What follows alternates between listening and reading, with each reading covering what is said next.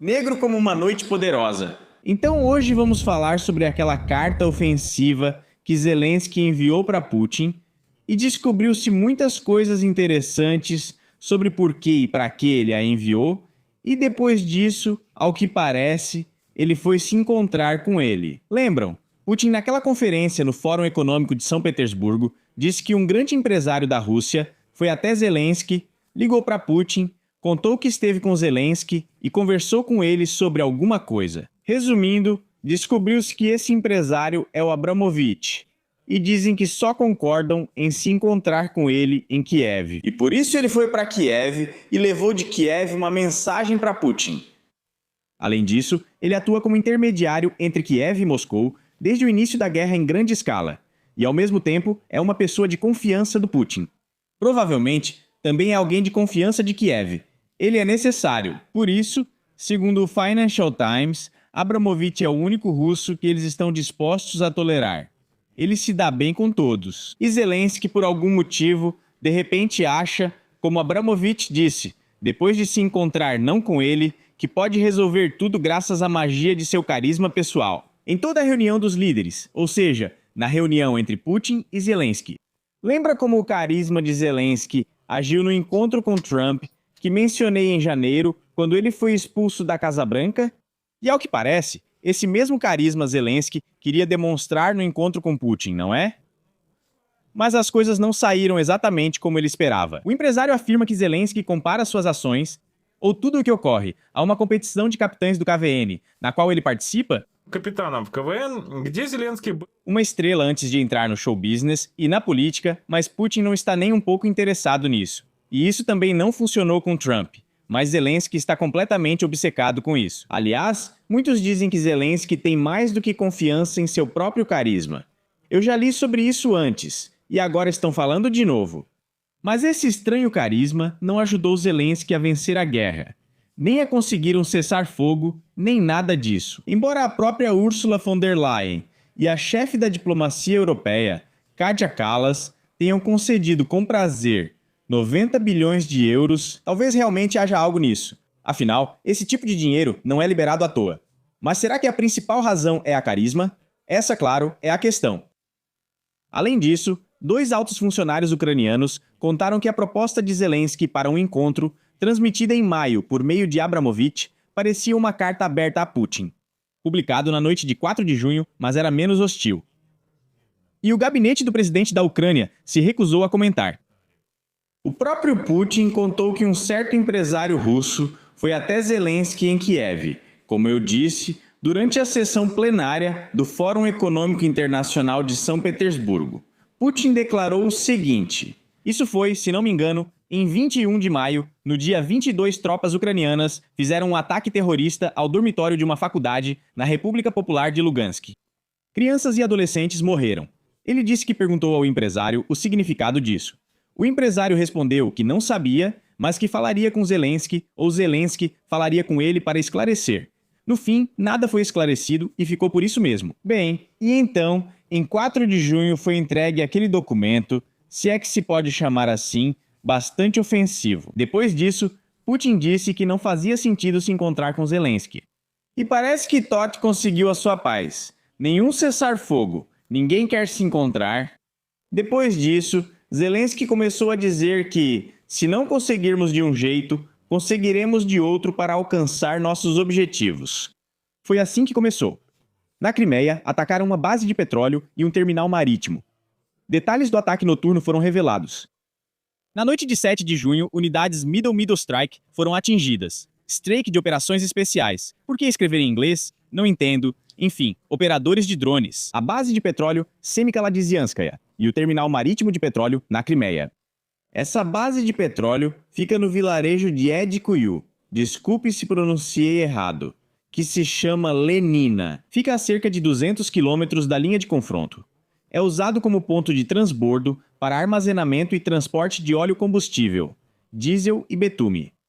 No local havia várias instalações, reservatórios, de onde os tanques são carregados, distribuem todo tipo de coisa pela Crimeia para o exército inimigo, Além disso, o segundo alvo foi o terminal marítimo de petróleo de Feodósia. Lá estão localizados 7 reservatórios de combustível, com capacidade de 10 mil e 20 mil metros cúbicos. Como ele foi atacado, consequentemente, não há combustível lá. Mas aqui também temos imagens desse próprio ataque.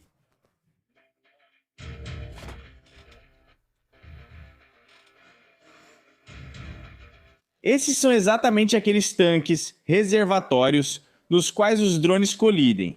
Ao que parece, mais de um foi atacado, mas é claro que, se um explode, tudo isso se espalha e pega fogo ao redor.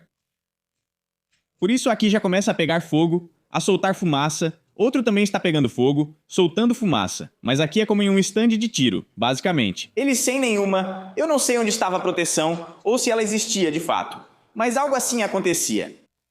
Certo, vamos em frente. Depois, as forças armadas da Ucrânia atacaram uma ponte na fronteira com a Crimeia, mantendo a estratégia de bloquear a Crimeia, que mencionei em um dos vídeos. Atacaram uma ponte próxima a Kongar, na fronteira com a Crimeia, e o tráfego no posto de controle de Dzhankoi foi temporariamente bloqueado. Isso foi declarado por Saldo, que informou o seguinte: como resultado, a partir do ataque de drones, a estrutura da ponte na região do povoado de Chongar foi danificada, por questões de segurança. O tráfego por esse ponto de controle está temporariamente interrompido. E também conhecidos meus, que têm parentes na Crimeia, me informaram que lá há um grande problema. Eu perguntei nos comentários para os comentaristas, para os espectadores do meu canal. Muito obrigado a quem deu informações objetivas. Alguém disse que em algumas regiões da Crimeia as coisas estão melhores, em outras estão piores. Mas me contaram que em pequenas cidades da Crimeia, em algumas nem tem produtos alimentícios. Não é que as pessoas estejam passando fome, por exemplo, açúcar. O déficit é grande. Nas ruas, quem circula de carro geralmente é funcionário público ou alguém ligado a eles. Estou transmitindo as palavras dos conhecidos. Agradeço a quem contou, foi muito interessante ouvir isso. Então, o bloqueio da Crimeia, seja ele qual for, bom, nisso as forças armadas da Ucrânia conseguiram sucesso. Para que isso está sendo feito? Para isso, novamente, li analistas militares para que essa região seja enfraquecida, no sentido econômico, reduzindo os estoques de combustível. E, consequentemente, se não houver envio de tropas nem de equipamentos do continente, então estão se preparando para atacar agora ou depois. Mas existe a possibilidade de um ataque militar à Crimeia. A Crimeia por parte da Ucrânia. Aliás, quem comentou sobre isso foi o próprio Strelkov Girkin, que esteve em Slaviansk, ou como corrigiram nos comentários, em Slaviansk. Houve debate sobre isso. E entre os comentaristas surgiu uma discussão sobre como chamar corretamente a cidade. E foi por causa disso que tudo isso começou a acontecer. Então acreditar nisso ou não, eu realmente não sei, mas faz sentido de certa forma. Comentem o que acham. A Crimeia está realmente em perigo, ao menos economicamente. E independentemente de haver um ataque ou não, lá existem enormes dificuldades logísticas. A rota terrestre está sendo bloqueada por drones agora, e lá no geral, chegou ao ponto de que já foram atacados, parece, algumas centenas de caminhões. Alguém está parado em algum lugar, escondido, não consegue passar. E na ponte da Crimeia, o movimento também não está muito ativo agora. Pelo menos isso é o que está disponível em fontes públicas. O próximo é que na RPL também proibiram o transporte de passageiros por terra para a Crimeia. Ou seja, isso também é um grande problema. O transporte de passageiros pelo corredor terrestre foi suspenso por decisão das autoridades locais. Na região de Lugansk, as forças armadas da Ucrânia atacam regularmente o abastecimento russo nessa rota. Ou seja, a logística está sob grande risco. Estão proibidos transportes regulares e privados de passageiros pela rodovia Novorossia, que liga Rostov-do-Don à Crimeia. A proibição entrou em vigor na noite de sábado, 6 de junho, conforme informado pelo Ministério dos Transportes da RPL, citando o chefe da própria região.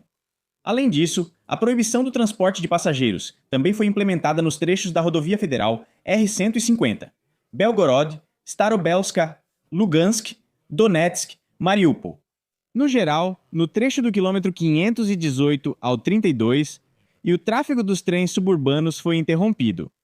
Essa proibição não se aplica aos motoristas de carros particulares, mas também não é recomendado que eles trafeguem por essas rotas. Essas são as dificuldades. Novamente, escrevam nos comentários se vocês confirmam ou não.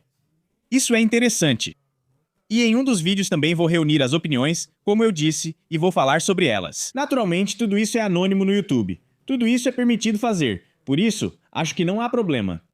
O próximo ponto é que a guerra continua. Naturalmente, não só na direção da Rússia, mas também na direção da Ucrânia. Os ataques são realizados não apenas pelas Forças Armadas da Ucrânia, mas também pelas Forças Armadas da Rússia. Por exemplo, um ataque contra a Rússia. Houve um ataque da Rússia em Zaporíjia. E agora também há grandes problemas em Zaporíjia, porque um dos bairros dessa enorme cidade ficou parcialmente sem eletricidade. O chefe da administração militar, Ivan Fedorov, informou: as autoridades já haviam alertado sobre a ameaça de bombas aéreas russas, o que se confirmou. Após o ataque na noite de 7 de junho, iniciou-se um incêndio e os serviços de emergência foram acionados. E por causa do ataque, um dos bairros ficou sem eletricidade. Durante a noite, as autoridades alertaram sobre a ameaça de uso de bombas aéreas guiadas e ataques com mísseis balísticos na região de Zaporizhzhia. Em Kiev, pelo menos 2. Na mesma noite, houve um alerta por causa de um drone. Aqui tem alguma coisa pegando fogo. Isso claramente é uma casa inacabada. Mas ele também já foi, aparentemente, alvo de ataques. Foram registrados drones voando da região de Chernihiv em direção à região de Kiev. Bravar. Drones também se dirigiam a Kiev, vindos do leste. Às 5 horas da manhã no horário local, o alerta estava em vigor nas regiões de Chernihiv, Sumy, Kharkiv e Zaporizhzhia. Sobre o que estavam falando? Os serviços correspondentes. E o conselheiro do ministro da Defesa da Ucrânia contou que Moscou está atacando as vias de transporte entre Kharkiv e Sumy. Isso foi feito para enfraquecer o exército ucraniano. O que mais? A Ucrânia também declarou que um drone russo atacou o depósito de combustível nuclear usado em Chernobyl. Por que a Rússia faz isso? É absolutamente impossível entender. Mas é isso. A empresa ucraniana Energoatom afirma que na noite de 7 de junho, um drone russo atingiu o prédio do depósito centralizado de combustível nuclear usado em Chernobyl. O prédio de recepção de contêineres foi parcialmente destruído. Não havia combustível nuclear irradiado armazenado lá, mas ocorreu um incêndio com uma área de 40 metros quadrados. O incêndio foi apagado, não há problemas. O nível de radiação no local permanece dentro dos limites normais. E, finalmente, Zelensky o quê? Zelensky está visitando o Reino Unido. Para quê? Bem, vamos ver. Aqui está simplesmente excelente a visita de Zelensky a esse Reino Unido. Aqui está nossa televisão para o vídeo e aqui está o próprio Zelensky. O poderoso líder desceu e aqui ele é recebido por uma grande quantidade de pessoas. Simplesmente todos, incluindo o próprio piloto do avião e 2 caras que cumprimentam o Zelensky e o encaminham para encontrar quem? Aquele alto genosso marciano, naturalmente, Macron e também Starmer. As negociações serão, como sempre, eu acho, poderosas, inquebráveis, fortes. E as decisões tomadas nelas serão simplesmente gravadas em pedra e depois douradas. Porque essa é uma decisão do tipo: faça o que é certo, não faça o que é errado.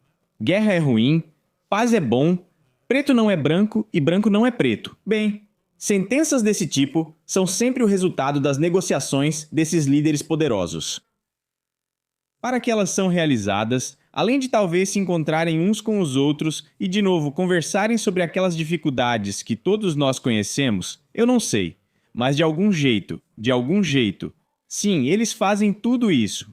E novamente, usam recursos dos contribuintes só para que algumas pessoas possam passar um tempo agradável juntas. Talvez em algum outro lugar também construam casinhas juntos, tipo essas aqui, para que não haja apenas uma corporação, uma dinastia, mas também essa coalizão de interessados, com residência em algum lugar no Panamá, ou talvez construam vilas para si mesmos por lá. E depois que tudo isso aqui acabar algum dia, sim, eles vão se afastar. Tudo isso vai se basear no respeito mútuo, tranquilidade e no consumo conjunto de várias bebidas, já longe da política. Cada um organiza a vida como pode, não somos nós. Lá as oportunidades são muito maiores. E daí? E os líderes suados já são de outro tipo. Vamos dar uma olhada neles também, porque sem eles não dá para passar nem a manhã nem a noite. Tem alguém aqui? Quem deveríamos ver primeiro? Vamos escolher agora. Bem, por exemplo, tem um assim. Sim, desse tipo. Schweika, uma coincidência muito interessante. entre o nome e o sobrenome. Igor Shvaika está nos contando para onde. Um vídeo muito interessante. Aqui Shvaika conta como tudo está maravilhoso na linha de frente, como lá tudo está bem, e todos podem ir como cozinheiros, como motoristas, e a jornalista pergunta de forma astuta: para onde se agora todos podem ir como cozinheiros, secretários, economistas, cantores? Então para onde foram os anteriores? 2 quadros. Se soldados de assalto não são necessários, de repente só querem motoristas. Sim. Motorista de ônibus, você será motorista, será cozinheira, será secretária, tudo isso era civil? Ou será que vamos chegar ao ponto de que todos vão para o exército como motoristas, cozinheiras, secretárias, barbeiras, e então quem vai para a infantaria? Essa é uma pergunta certeira. Shvaika até ficou paralisado, pensando, caramba, meu Deus, essa é uma pergunta que não estava prevista na telemaratona. O que eu devo responder? Para onde foram os cozinheiros e motoristas anteriores? Eles foram para a infantaria? Foram para a infantaria? Подвис. Você escolhe. Do lado há 3 opções de trabalho. A frase decorada destaca Shvaika. Bem, é como foi. O pássaro Governor do filme sobre Alice. Na verdade, você faz a escolha com inteligência e esperteza. Bem, aqui é uma inteligência negativa, mas eles realmente destacam o Shvaika porque o Shvaika ela é muito bom. Nós também temos esse General Melchenko, ex-chefe do SBU, que por algum motivo tirou a bandeira da Ucrânia da parede e antes ela estava de cabeça para baixo. E agora está falando mal do Trump. Mas é óbvio que o vovô aposentado conhece bem o Trump. Ele aparentemente conversa pessoalmente com ele e conta tudo. Por isso a Deixa está feliz em fazer a entrevista. A China é cúmplice do lado da Rússia. E a Ucrânia é doadora do Trump, assim como eu sou opositor do grande militar Putin. Aham. Agora o vovô chamou Trump de cúmplice de vários crimes de guerra. E agora, atenção. E então? Atenção. Onde está a verdade? Onde está o bem? Onde está a justiça? Onde está claro? Está a Ucrânia? Aham. E quem está contra a Ucrânia? Rússia, Bielorrússia, China, Coreia do Norte, Irã. E do lado ao lado está o Estado da Ucrânia. E quem está contra a Ucrânia? Rússia, Bielorrússia, China, Coreia do Norte, Irã. E ao lado, bem ao lado, os Estados Unidos da América. Ao lado, bem ao lado, os Estados Unidos da América. Aham. Agora até os Estados Unidos estão contra a Ucrânia. Bem, eu acho isso ótimo. Mas do lado da luz está a Ucrânia, com a pacificação da população, com problemas econômicos, com esses milhares de cabeças falantes que contam como tudo está bem na Ucrânia. Isso é o bem, de fato, eles levam isso para as massas. E depois jogam isso na cara daqueles que ouvem tudo isso. Então você simplesmente não consegue se livrar desse bem e dessa luz. Cheira a bondade tanto que até dá um ai. Dasha, se você fosse minha apresentadora, eu mostraria. O que é isso? O que é isso? O que está acontecendo? A Dasha é uma sortuda, sabe? Ela tem uns 30 anos, esse ex-general tem, sei lá, já uns 90 anos provavelmente. O que ele vai mostrar para ela e por quê? Surgem muitas perguntas aqui. Mostramos aos inimigos da Ucrânia o que é permitido, mas não vou fazer isso na sua presença. Obrigado. Sim, a televisão ucraniana, claro, está em um nível extremamente alto agora. E tem mais uma combatente, veja só. A moça acabou de sair da trincheira. E agora ela, como sempre, em estado exausto, diz que é preciso atacar a Rússia. Bom, pelo visto, ela e esse jornalista são os primeiros a querer ir para a linha de frente, para algum bosque, para atacar junto com o vovô anterior alguém e mostrar os resultados para a câmera. Nós, da nossa parte, vamos pressionar na linha de frente. Eu imagino como ela vai pressionar e com o que vai pressionar e o que está acontecendo no geral. Então... Aqui estão os alvos russos, é para atingi-los. E com o quê? Com o que vamos atacar? Com beleza, inteligência, esperteza, projéteis, o quê? Com o quê? E talvez isso nos permita mostrar à Rússia que é preciso parar. Isso não vai acabar com a guerra. Não vai ser. Vamos atacar, mas não será o fim da guerra. O homem à esquerda ficou tenso, querendo evitar confronto, deixando ela agir. Depois o cara não bate, nem com nada, todos os planetas, como Joana Dark. Será a lutadora Hushuk com isso. Com a bandeira, com a espada na cintura e para a frente contra o inimigo, cravando os dentes no corpo dele. O jornalista adormeceu nesse momento. Estavam brigando. E esperavam por outro episódio assim. Isso se chama qualidade assim. Que episódio ela vai esperar? Quanto tempo esperar? Qual é esse roteiro? Nós tínhamos algum plano e nós o seguimos. Mas vou surpreender vocês. E agora, além de tudo isso, vou trazer Dick de volta, porque Dick não aparecia há muito tempo. Consegui colocar ele na TV com dificuldade, porque a cada vez fica mais difícil. Mas vamos ouvir o que esse Gromozeca vai nos contar. Nosso princípio é que Gromozeca conta pra gente. Entendi. As forças ucranianas de sistemas não tripulados perceberam que não sabemos agir bem em nossas famílias. Não é a única, mas é uma das razões importantes e principais pelas quais, aliás, já está na hora de constatarmos isso. Óculos de potência são interessantes, mas não entendo nada. É difícil saber o que Dica conta e por que está sentado em um barril. O som parece vir de um barril ou outro lugar. Mas como somos um canal cultural, citamos o barril, não o local proibido de mencionar. No momento, assumimos a iniciativa e muito devagar, mas estamos começando a ganhar esse jogo. Legendas. Aham. Dica vai ganhar a guerra, entendi. Nosso Fab 3000 Pro Max Ultra Mega já está ganhando a guerra. Ele está sentado em um escritório, seja no Ártico ou na Antártica. Não estou brincando, ele é o chefe da base na Antártica, que os ingleses deram de presente para a Ucrânia há algum tempo. E agora essa base é científica. Lá são realizados experimentos científicos de verdade. E quem administra tudo isso é o Dica. Por quê? Porque ele é um cientista ambiental. E ao mesmo tempo, ele também é cientista político, especialista em comida, frequentador de restaurantes, ou seja, um restaurateur, digamos assim, só que não aquele que possui um restaurante, mas sim aquele que ajuda a mantê-los. Climatologista, especialista em assuntos militares e um destrutivo KB Pro Max, a arma secreta da Ucrânia. E ele, aliás, foi alguém lá do Aidar, às vezes diz que quase foi almirante de um quebra-gelo terrestre, então, explosões... Primeiro era o comandante de todo o Azov. Depois descobriu-se que não era, enfim. É difícil conseguir honestidade ali. Clareza sobre o que aconteceu na linha de frente quando ele esteve lá em 2014 por 2 semanas inteiras. Depois algo aconteceu e Dico foi demitido. Agora ele é um herói que anda por aí contando como se deve lutar e, ao mesmo tempo, ainda dirige uma estação científica na Antártica. E daí, só isso. Tchau a todos. Para o herói. A Europa precisa que a Ucrânia siga lutando. Quanto mais a Ucrânia luta, mais tempo a Europa tem para tentar lidar com a nova arquitetura de segurança. Quando me perguntam quando a guerra termina, digo, recebemos dinheiro para 2 anos de conflito. Então vamos não nos iludir com algumas ilusões adicionais.